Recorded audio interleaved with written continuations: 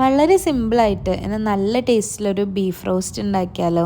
1/2 kilo beef എടുത്തിട്ടുണ്ട്. നന്നായി കഴുകി വൃത്തിയാക്കി അതിലെ വെള്ളമെല്ലാം വാർത്തി മാറ്റി വയ്ക്കാം. ഇനി അതൊരു കുക്കറിലേക്ക് ഇട്ട് വേവിച്ചെടുക്കണം.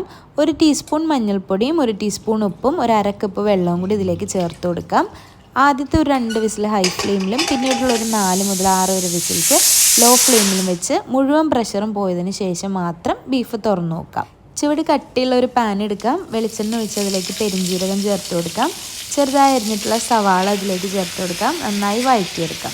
നമ്മൾ ചേർത്ത് കൊടുത്ത സവാള പകുതി അളവിൽ വഴണ്ട് വരുമ്പോൾ അതിലേക്ക് ഇഞ്ചിയും വെളുത്തുള്ളിയും ചതച്ചത് ചേർത്ത് കൊടുക്കാം. 2 മിനിറ്റ് നന്നായി വഴറ്റാം. നല്ലോണം പച്ചമണം മാറി വരുമ്പോൾ അതിലേക്ക് കുരുമുളക് പൊടി, മുളക് പൊടി, മല്ലിപ്പൊടി, ഗരം മസാല അല്ലെങ്കിൽ മീറ്റ് മസാല, ഉപ്പും ചേർത്ത് നന്നായി വഴറ്റിയെടുക്കാം. നമ്മൾ ചേർത്ത് പൊടികളുടെ പച്ചമണം എല്ലാം മാറി വരുമ്പോൾ അതിലേക്ക് വേവിച്ച് വെച്ചിട്ടുള്ള ബീഫ് ചേർത്ത് കൊടുക്കാം.